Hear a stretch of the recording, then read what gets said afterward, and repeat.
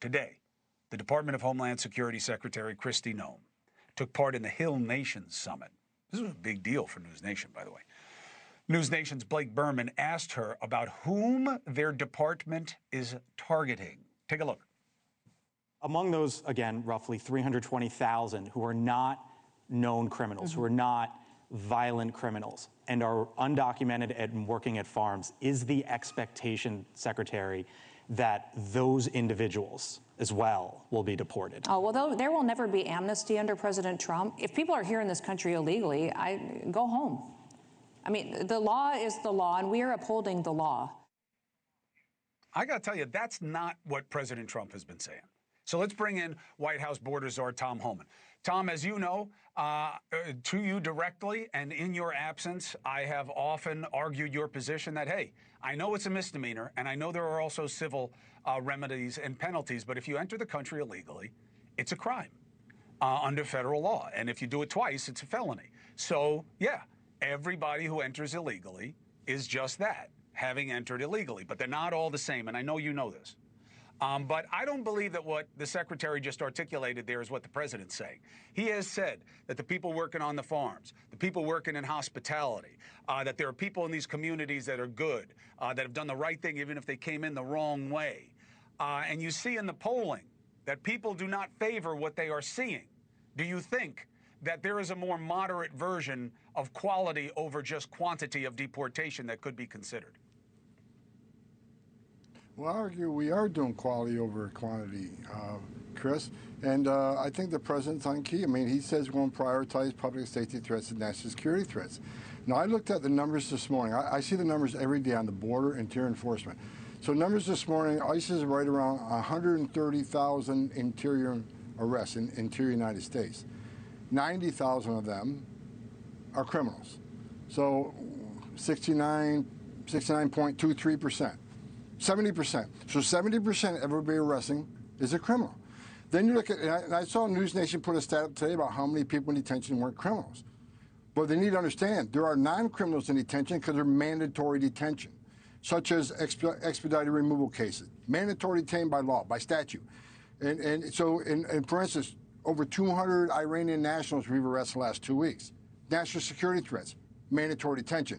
So you got to separate the two by who we're arresting, and you can't compare the two about the percentage of people we're detaining, because we detain more than criminals based on a mandatory detention statute on national security and expedited removal. But I think the big part of this, there's a lot of media out there that tells a bad story about ICE. They want to talk about the 1 or 2 cases where, look, it's emotional, it's controversial. I get it, I've done this a long time. But they're not getting the real facts on the percentage of criminals we're arresting, how much safer we're making the community, and talking about all the bad people that we have arrested, significant public safety threats and national security threats. If they had the facts, I think the polls would be better. But I think the American people stand behind President Trump, because I think we are doing the right thing. I think it's about philosophy, right? Do the American people support the president on this issue? Yeah, we just lived it in the election.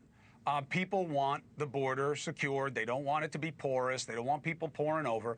But you know, Tom, that it is a matter of degree, and it gets way more subjective when you start talking about which people who entered illegally you pull out if they don't have high-value felony crimes attached to them. And you know, I know that that's a hard task, because that's a pretty small number. But here's what happens, Chris, what people don't understand. I've been doing this a long time. I know. Many of those non-criminals being arrested, that maybe if they're not a public safety threat, national security, that, you know who a lot of these people arresting, the non-criminals are? They're final orders. They've had their due process at great taxpayer expense. They were ordered removed by a federal judge. Our job is to execute those orders. And if we don't, then what the hell are we doing? Shut down the immigration court. Final orders don't mean anything. I know, listen. I got it. I don't think you should shut down the court. I think that you should triple your capacity. You and I have talked about this before. I think you should triple the capacity, triple the magistrates, change the rules of what qualifies for asylum.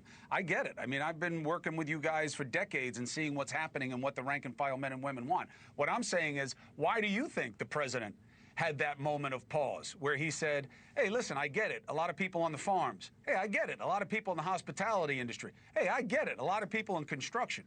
They may not be here legally, but they're good people and they're doing good work in this country that we need. Why did he say that?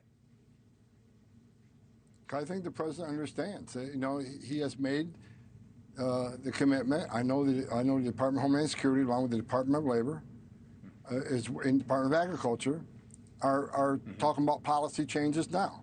I mean, the president's committed. There will be no amnesty, but there's a lot of smart minds at the White House talking about, is there something for farm workers? Is there something for hospitality? And the president says we're going to relax and not prioritize them, even though they've never been prioritized. We'll not prioritize them because we're going to see what we can work here. So, and I'm not going to get ahead of the president what that decision would be. I can tell you this: I worked for 6 presidents, starting with Ronald Reagan. My job is to operate within the framework provided me by the administration. So if the president comes up with a policy and says, okay, here's what we're going to do for farm workers, then ICE will abide by that policy. So we'll see what come out of it. But people are talking about, is there something can be done? And I know they're talking now, and I expect something will come out soon, but we'll see where it goes. I don't want to get ahead of the president on what I think is coming or if something's even coming, but I know people are talking. Okay. Let me ask you one other thing, Tom. Style question. I often get frustrated with the hecklers, and you're in a tough spot, one, because you're so high profile, but also people will ascribe your disposition to ICE. And that's not fair because all the men and women do the job, you know, the way they're instructed to, but they're all individuals. The other night you were up there and the guy's heckling you and you were like, let's see how tough you are, come back. Do you ever think that maybe we need a return to what comes out of your mouth may get you punched in the face? Look, I am who I am. For anybody to come up to me, now I got a lot of death threats against me and my family. You're going to come stateside side in front of the stage and compare me to an MS-13 member? An MS-13 member who I have put thousands in prison. I have deported 1,000 MS-13 members that are terrorists, that have raped women. After they get done raping, they cut them up. No, you know what? I'm a man. You come up and you assault me like that. The worst thing you can say to my career law enforcement officer who spent his career saving lives is compare me to someone who uses a machete to kill women after rape them. No, and so it is what it is, and I don't regret anything I said. And if he would have come backstage, maybe there's great carrot cake backstage. Maybe we would have had a piece of carrot cake. He certainly could have come back, and I could explain to him. I'm explaining to you now. You know, MS-13. You kidding me? I mean, let's talk about the men and women of ICE who are in constant attack, up over 800%, whose wives and children are now being threatened. My wife and kids are being threatened. Let's talk about that. Let's talk about the success of the border. But look, I am who I am. You come up and get in my face, you're going to get some. I'm well aware. I'm well aware. Tom Homan, thank you for making the case here, as you always do. And I know, Chris. Yes, sir. You're not much different. I know. You ever threaten to throw somebody down the stairs because they attacked you verbally about something? I mean, it was 3 guys. It was 3 guys. They stopped my 9-year-old. They stopped my 9-year-old daughter and said, "Can we take a picture with Fredo, your dad?" What would you have done if somebody said something like that to your 9-year-old daughter and then sat there smiling in your face, holding up a phone? What would you have done? I thought I was on my best behavior. I almost got fired.